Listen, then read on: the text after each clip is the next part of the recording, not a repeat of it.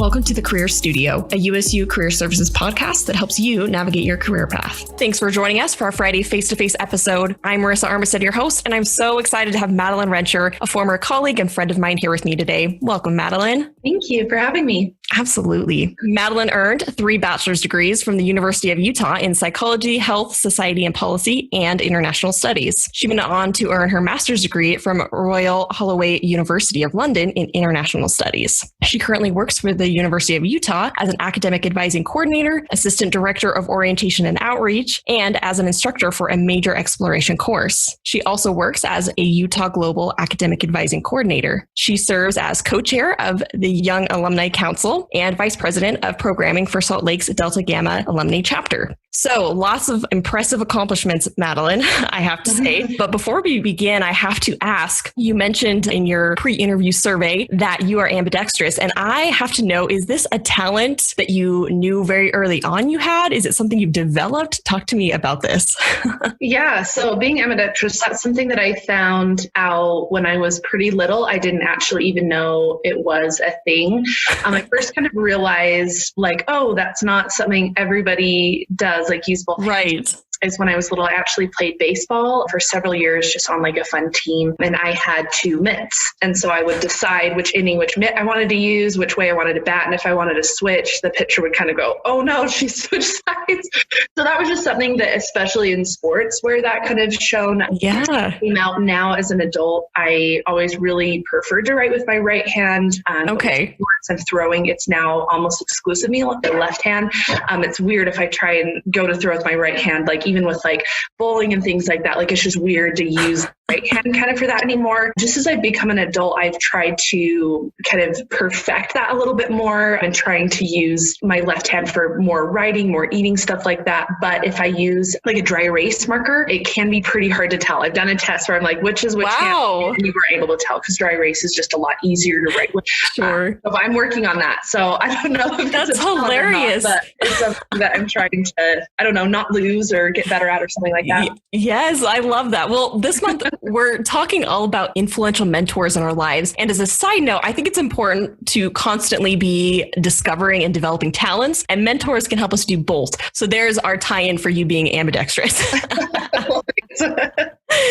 So Madeline, to go ahead and get started, I know that you have a long history of being in the business of helping students. As a student yourself, while at the U, you served students all the time, lots of student-facing positions. And at one point, you were a college assembly rep and a first-year council director. So talk to us a little bit more about some of those early on experiences when you were working with students, and talk to us about what was fun in that process. Sure, definitely. I mean, in my opinion, college is such a fun time, and it should be a fun time. It's a time of your life where a lot of growth is happening, a lot of perspectives are broadening. And so that's something that I really loved my college experience looking back. I mean, obviously now I work at the U, so I really didn't leave that atmosphere. But when I was a freshman, my first year, I was actually a part of first year council with ASU's Associate Students of the University of Utah. So the university's like student government. I was a part of that when I was a freshman. And so it was really neat to kind of bring that full circle and be the director. I really, as a student leader, wanted to help impart any knowledge of things that I had learned or gotten involved in. I mean, with the university setting, a lot of things that students find are from connections, or you were referred to apply for this through someone you knew, and kind of that networking. And I think that there's a lot that goes to say for letting students know about opportunities that I had found that no one had shown me. And I was like, you know what, that really elevated my university experience. So I wanted to potentially let my students know about that, or if you need a letter of recommendation or something like that, that I can help you with it. Something that I benefited from having people show me things, whether that was an advisor or another peer or a student or something like that, that I wanted to kind of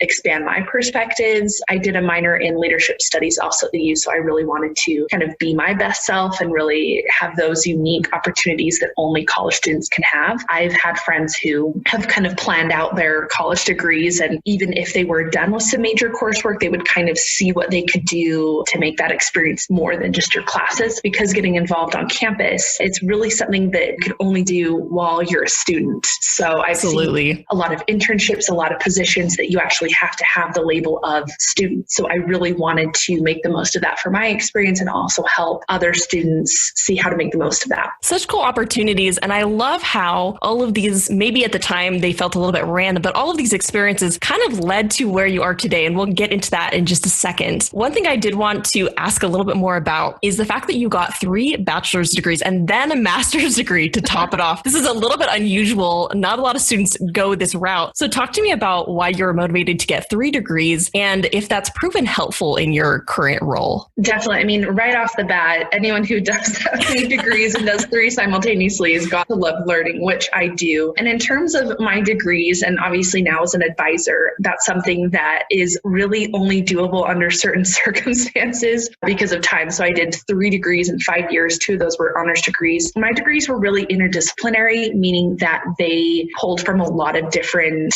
background areas and a lot of different areas of study were incorporated into the degree. So I did have a lot of choice with the classes I selected, finding ones that worked with my schedule, ones that interested me. But again, going back to the previous question you asked, there's certain things that you can only do as a student. And I did this while working several jobs and leadership positions. So it was just a matter of kind of balancing that out, making sure I was getting done what I needed to, having a mixture of like in-person versus online and different types of classes. But I really wanted to grow as an individual, be my best self, take advantage of these opportunities. And all of these degrees, I think, provided something different and helped kind of give me the opportunities that I have now. But in terms of what you said with that proving helpful in my current role, 100%. It's very helpful in my current role, especially as an alumni and now as an advisor when I'm advising students. My main area of expertise is undecided students who are going through kind of a major exploration process. So with all of the general education classes I've taken, with the majors I've either explored taking classes in or majored in, I can actually say from experience, I've taken this class with this professor. This is a great opportunity. Or maybe, oh, this class is a little bit different than what the description might entail. So I do have that insider knowledge from taking these classes with these professors. I think I'm still a recent enough graduate that these professors and these classes are still there with a few little changes. So it's really neat to be able to also like recommend other advisors, like this was my advisor and now I'm your advisor. So it's a really cool kind of wrap around to what I've done as a student now as staff. And there's definitely a lot of overlays. I feel really grateful that I'm able to advise students where I went to school, just because there's so many things that I think have benefited me. And I do see a student kind of relax a little bit, or the posture kind of changes once they're like, oh, she's actually taking these classes. And I realize that that can be quite rare to advise where you went to school, but that's definitely something that I'm really grateful for.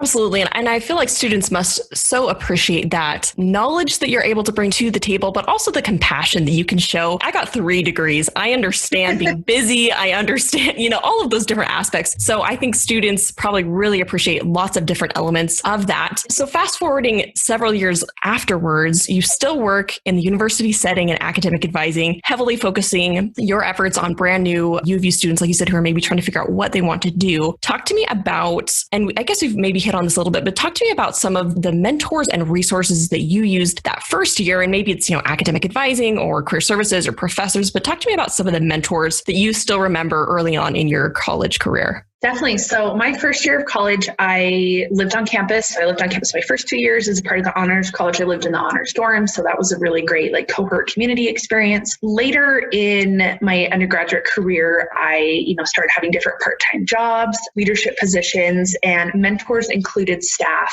that I worked with on campus. So I worked at Tanner Dance, which is associated with the University of Utah. And I had grown up dancing there when I was little. And so then came and worked in their office as an office assistant. So that was a really great opportunity. So these individuals, I had been their student, they had been my dance teacher, and now they were colleagues and my supervisors and things like that. So that was definitely one that still stands out today. Also ASUU staff, so student government staff that worked with me when I was a student. A really great experience to be a student leader within a student government because you're given quite a lot of autonomy. It is student government. Obviously there are full-time staff there to help you. But just getting to kind of have that experience and have the expertise and liaising of full-time staff to help with that. Also, like I said, advisors that I got to know when I was a student now are my colleagues. And so that's been a really cool kind of dynamic, getting to know them now as colleagues and not just like student advisor. And professors, definitely with as many people as I interacted with in my 5 years, there's definitely a lot of people who I still keep in contact with, and either like personally and professionally, and really appreciate them.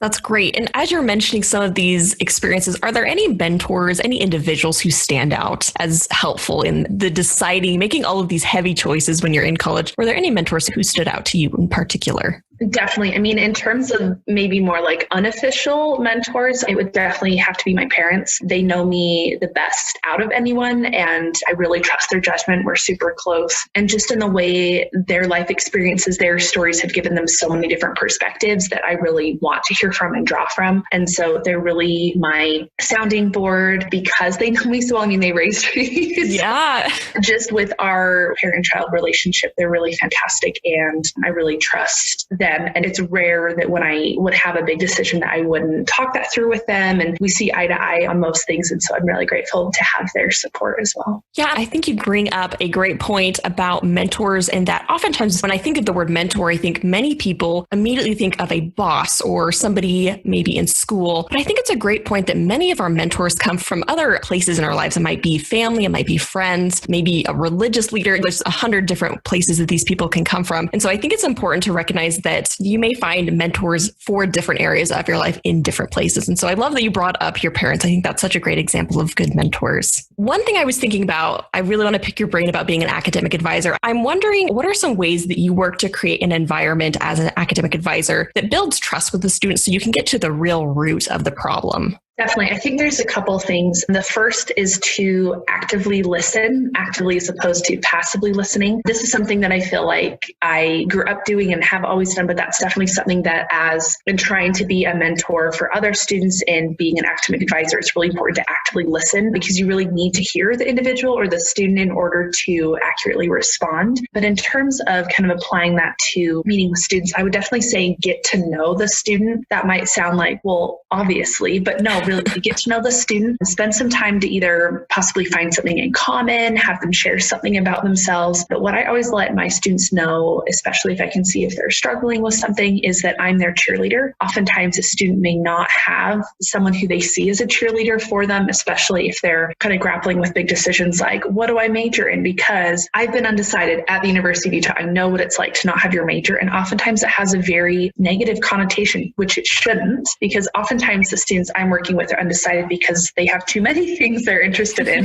I was definitely one of those people, but I think let them know that you're their cheerleader, because oftentimes just letting the student hear that and go, oh, wow, okay. And I've had students come back to me and meet with me, even though we don't have students graduate from the Academic Advising Center because we're not like a faculty-led college. We don't have degrees. Sure. But I've seen that the students come back because I either approach things in a way that makes sense or they feel supported, and that's definitely what we want. But in terms of advising specifically, like I wouldn't have been able to complete what I did at the U without the help of advisors. And so really letting them know how advisors can be utilized, like what we're here for. We're not just here for, here's your class schedule. Thanks so much. No, we're here for that mentorship, that support, letting them know about opportunities. So those connections, several of us are also teachers, instructors for these classes. So there's a lot of different ways to utilize advising, and that can expand to other services across campus for students. So I think really letting the student know, hey, here's what we do, because if you were to ask me that when I was a student, I'd have no idea that this is all of, all my roles and responsibilities that I now have would be me in the future, because advising, and I think a lot of student support services and professionals on a university campus, they're so different. Like the roles between offices, between universities can change so drastically. And so I think that background is really important to let students know, like, hey, here's all that we can do, and we do want to support you with that.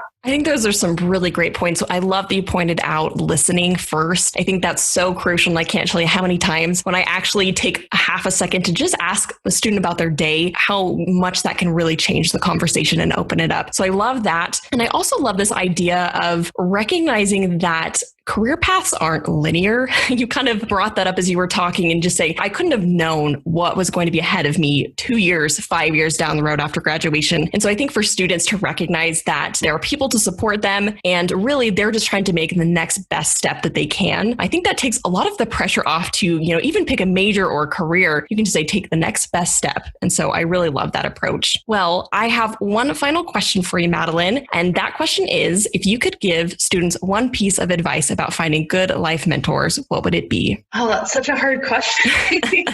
There's so many different approaches. I think like you and I were speaking about earlier, the term mentor is really broad, as it should be, because there are definitely people that I go to for different questions, for different scenarios, who either have like an expertise in a certain background. And I mean, my current mentors now at my current job at the Academic Advising Center, my supervisor and other people around me have made all the difference in the world in my working environment. And so I think that there's definitely different mentors for different situations, if that makes sense. Definitely. Related to more so to work or something at home or, big life decisions. There's definitely people. And I think the same goes for everyone. I would hope that there's different situations of which people can be experts. But in terms of kind of generally, when looking for mentors, oftentimes you'll find mentors without even looking. So it just kind of happens. And I think definitely taking advantage of those opportunities, taking advantage of if someone's like, hey, if I can ever read over your resume or look at that cover letter or introduce you to so-and-so, there's a lot of different ways to either, even if it's not something that you're like, oh, I 100% want to do that, maybe just saying, oh yeah, someone offered to look it over, that can make all the difference. I try to be that for my former students, current students, and saying, yeah, if you ever need someone to kind of bounce ideas back off of, I'm here. But overall, really searching out the people who lift you up, who make you feel supported. It's my belief that mentors should be people who support and challenge you, but not put you down or diminish your light. I think that's an important distinction to make, especially with looking at kind of the long term. I'm really searching out mentors who support me, challenge me, and allow me to really grow as an individual. Mentor shouldn't be someone who kind of put you down or make you feel like you're not doing what you should be doing. And there's just kind of a balance, because mentors are there to impart expertise or life experience that they have in a way that can help others. So that's what I would recommend. Yes, I might misquote you, but I love that you said good mentors shouldn't diminish your light. And I love that they're there to be a support and help you find your path. And so I absolutely love that approach. Madeline, I love that you are creating such a unique career path for yourself. And I so appreciate you sharing some of the steps you've taken and also some of the people who have helped you all along the way. So thank you so much for being here with us today. Thank you so much for having me. It's been fantastic. Thanks for joining us here at the Career Studio today. Please remember to join us next week as we continue to discuss this month's theme of finding your mentors for life.